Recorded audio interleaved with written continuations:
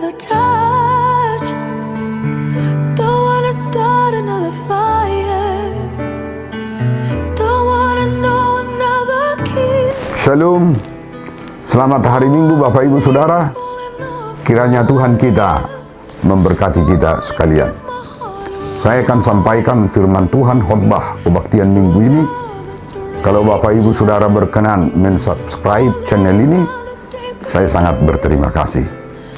Khotbah kita ialah sebagaimana tertulis dalam surat Kolose pasal 3 ayat 18 sampai 21. Hubungan antara anggota-anggota rumah tangga. Hai istri-istri, tunduklah kepada suamimu sebagaimana seharusnya di dalam Tuhan. Hai suami-suami, kasihilah istrimu dan janganlah berlaku kasar terhadap dia. Hai anak-anak, taatilah orang tuamu dalam segala hal, karena itulah yang indah di dalam Tuhan. Hai bapak-bapak, janganlah sakiti hati anakmu, supaya jangan tawar hatinya. Demikian firman Tuhan. Bapak Ibu Saudara, kaum perempuan atau istri dalam kehidupan budaya Judaisme kuno, mereka dianggap sangat hina dan rendah. Pria itu laki-laki adalah superior, perempuan itu adalah inferior. Kalau seorang perempuan mengalami menstruasi atau haid, itu dianggap najis, dan mereka biasanya diungsikan ke goa-goa yang gelap. Tidak boleh bercampur dengan masyarakat, karena mereka dianggap tidak suci. Kalau perempuan melahirkan bayinya, dan kalau bayinya itu laki-laki, itu dianggap najis 33 hari. Apalagi bayi perempuan, 2 kali lipat 66 hari perempuan itu dianggap najis. Itu sebabnya kaum perempuan atau istri akan pergi ke bait Allah untuk memberikan persembahan korban kepada Tuhan, mohon penebusan dosanya. Mereka dianggap sebagai pembantu, dan Judaisme juga mengizinkan poligami. Dan kalau ada pembagian warisan, istri tidak berhak mendapatkan warisan sedikit pun. Dia hanya mendapatkan warisan emas kawinnya. Dan kalau ada anak-anak laki-laki yang sulung, mendapatkan warisan itu 2 bagian. Sementara perempuan yang di bawah 12 tahun tidak mendapatkan apa-apa. Dalam sebuah buku Fundamentalism and Women in World Religion, edisi Arman Sharma dan Catherine Young, secara simpel disebutkan di sana perempuan itu hanyalah semacam profound simbol untuk kemasyarakatan Yahudi. Dan mereka tidak mempunyai hak apapun. Ada seorang Yahudi berkebangsaan Jerman. Dia adalah seorang psikoanalisis sosial. Pada tahun 50-an, dia pernah menjadi anggota dari Partai Sosialis di Amerika. Namanya Erich Fromm. Dia katakan begini, dalam tatanan budaya Yahudi kuno, hubungan laki-laki dan perempuan adalah ibarat hubungan pihak pemenang dengan pihak yang kalah. Itu sebabnya dalam buku-buku Talmud, dua laki-laki orang Yahudi, mereka bersyukur, terima kasih Tuhan, karena Engkau menjadikanku tidak perempuan. Ini adalah ketidakadilan sosial. Ini adalah masalah gender yang sangat berat sekali. Dan itulah kehidupan Judaisme yang kuno. Dalam kehidupan budaya Yunani kuno, perempuan atau istri itu hanya dianggap anything, barang material yang bisa dibuang kalau tidak lagi diperlukan. Istri itu hanya untuk menyenangkan suami. Dalam tulisan Thucydides, dia katakan begini, kalau perempuan dibicarakan, dipercakapkan, apakah itu dalam hal kebaikan atau keburukan, itulah kemuliaan tertinggi bagi kaum perempuan atau istri, katanya. Itu sebabnya dalam abad keempat sebelum Masehi, Pseudo Demosthenes mengatakan begini, biarlah perempuan itu menjadi pelacur. Mari kita buat perempuan itu sebagai pelacur untuk menyenangkan diri kita, menjadi selir untuk memenuhi kebutuhan kita sehari-hari. Dan marilah kita pilih pasangan kita untuk melahirkan anak-anak kita yang sah, supaya ada yang menjaga rumah tangga kita. Ada juga seorang anggota parlemen di kota Athena, namanya Solon. Dia itu membangun gedung-gedung dan rumah-rumah bordel di kota Athena yang besar itu. Justru orang Yunani mengaguminya, mengenang Solon itu sebagai pendiri-pendiri rumah-rumah bordel, pelacuran. Dalam konteks budaya Yunani, perempuan itu hanyalah oikos, rumah tangga, penjaga keluarga. Sementara laki-laki atau suami itu harus disebutkan sebagai kurios, tuan yang harus dihormati. Apalagi budaya Romawi kuno. Bayangkan Bapak Ibu Saudara-saudara, dahulu kala terjadi perang, ada seorang serdadu yang harus bertempur, meninggalkan istrinya yang sedang hamil. Lalu dia kirim surat. Apa isi suratnya? Kalau kau melahirkan bayi, kalau yang lahir itu perempuan, tutup dengan bantal sampai tidak bisa bernafas. Tetapi kalau yang lahir itu laki-laki, tunggu, saya akan pulang dan memangku dia. Itu sebabnya dalam ketiga budaya ini, termasuk budaya kuno, begitu rendahnya kaum perempuan itu. Lalu sekarang kita memasuki zaman modern, kemajuan meningkatnya sains dan teknologi, dan kita lihat semakin bertumbuh apa yang disebut dengan knowledge society, dan kita lihat di seluruh hampir belahan bumi ini, dalam konteks yang semakin maju ini, kita bisa mendapatkan informasi, berita, tidak sampai 1 menit, dalam hitungan detik kita sudah melihat gerakan-gerakan feminis.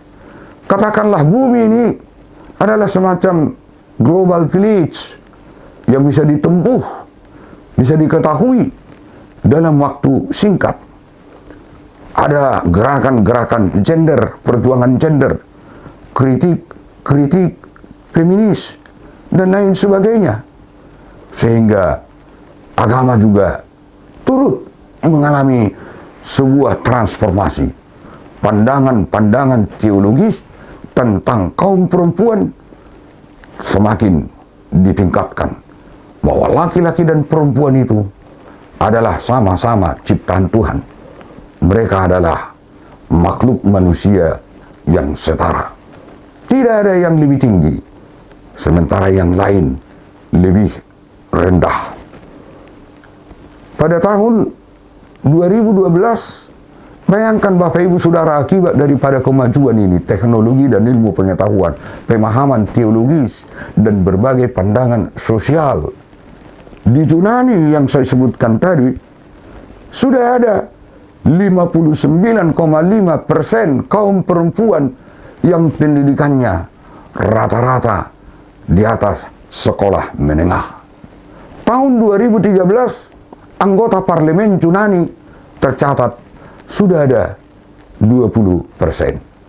Di Indonesia baru-baru ini kita tahu, dalam pileg sudah ada ketentuan kaum perempuan itu menjadi anggota DPR harus ada sekian puluh persen. Kalau perempuan Yunani itu tidak ada haknya sebagai warga negara dalam zaman Yunani kuno itu. Tetapi pada tahun 1952 mereka sudah disahkan ikut dalam pemilihan untuk memilih presiden dan lain sebagainya.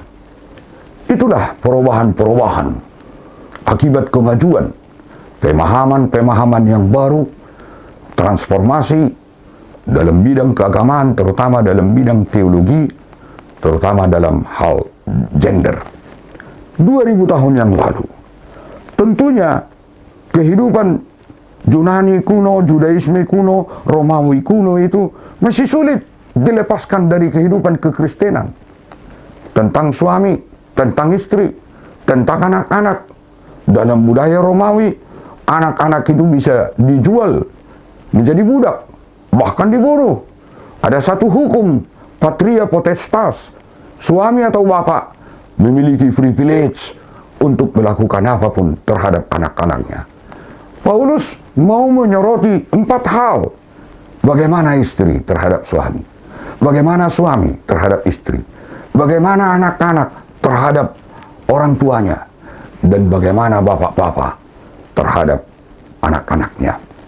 Itu yang dikatakan oleh Paulus, supaya jangan lagi seperti kaum perempuan Yunani, Yahudi, Romawi, tetapi menjadi keluarga yang baru, keluarga yang dibangun di atas cinta kasih Tuhan Yesus, keluarga yang dibangun dalam relasi yang utuh antara suami dan istri. Itu sebabnya dikatakan, hai istri-istri, tunduklah kepada suamimu. Bahasa Batak yang lebih tepat, oloima, taatilah. Mengapa harus mentaati?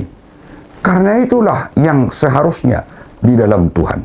Jadi mentaati, tunduk, bukan sebagai budak terhadap Tuhan, bukan sebagai pembantu terhadap majikan, bukan seperti kacung terhadap orang yang berkuasa, tapi tunduk kepada suami.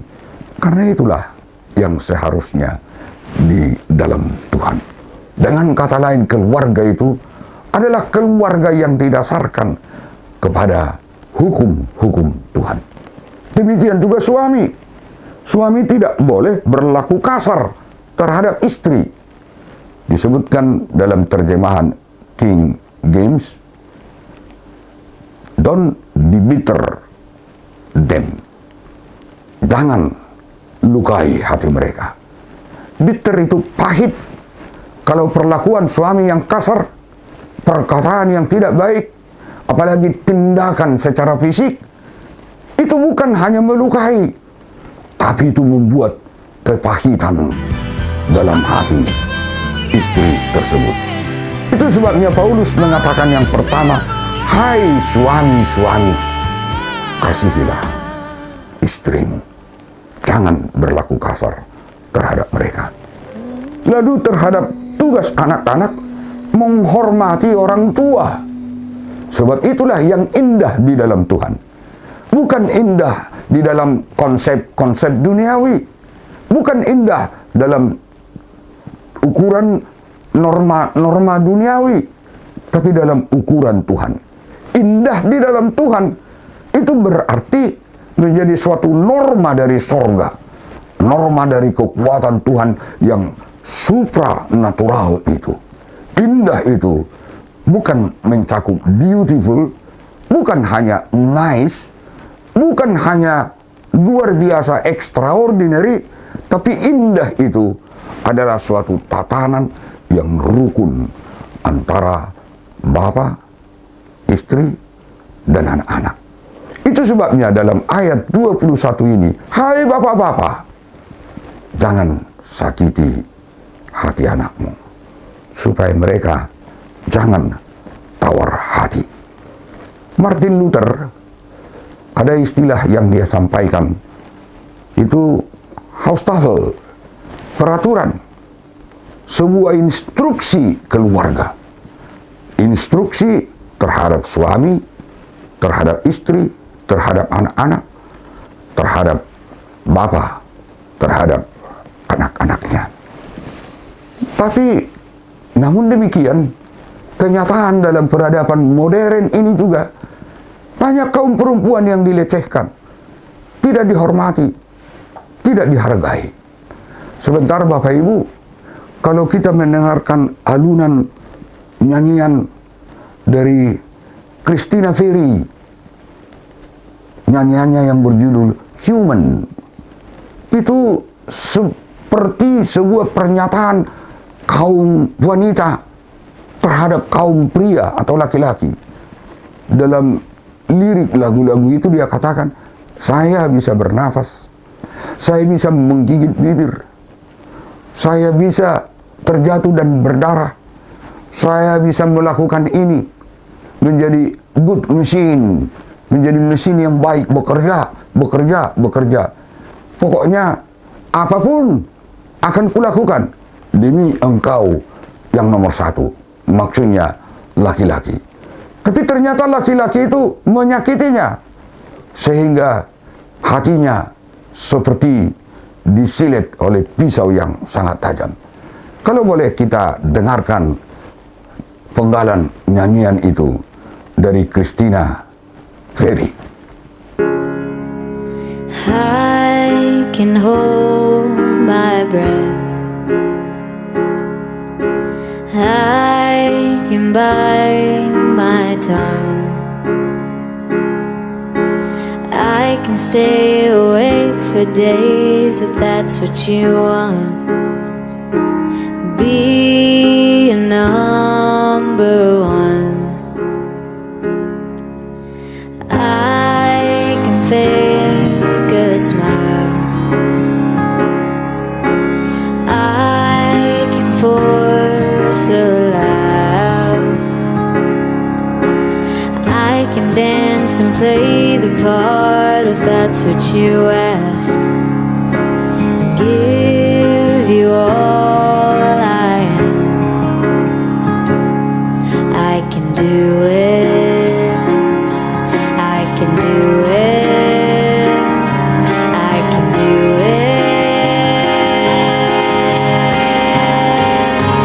But I'm only human, and I bleed when I fall down. I'm only human, and I crash and I break down. You words in my head, knives in my heart. You build me up and then I fall apart, 'cause I'm only human.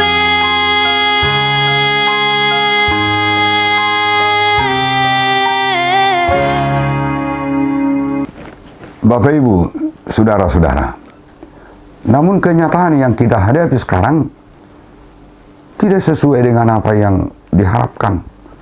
Banyak keluarga yang broken home, banyak rumah tangga yang hancur, dan apalagi dalam pandemi COVID-19 ini, kita pikir 24 jam di rumah bersama keluarga, suami dan istri, tentunya akan semakin rukun. Tapi kenyataan tidak. Seperti di Cina, perceraian sangat meningkat sekarang ini. Demikian juga di Indonesia.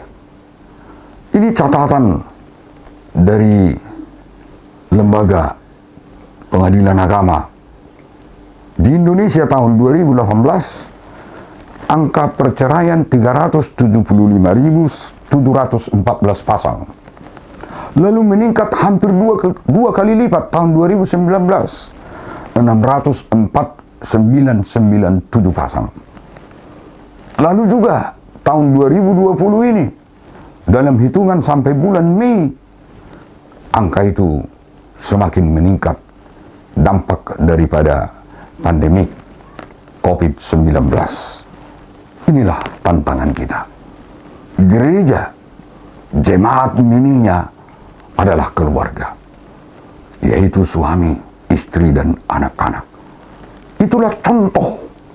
Menjadi pengikut Kristus adalah menjadi keluarga yang berbahagia. Berbahagia artinya bertahan, mampu menghadapi rintangan.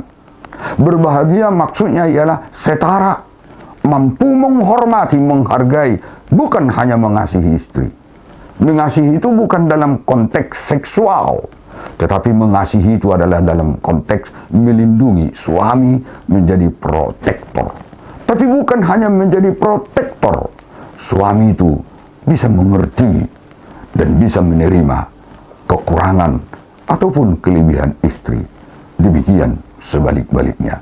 Menjadi anak, mentaati orang tua, itu bukan sebuah kebodohan. Itu bukan sebuah zaman yang jahiliyah.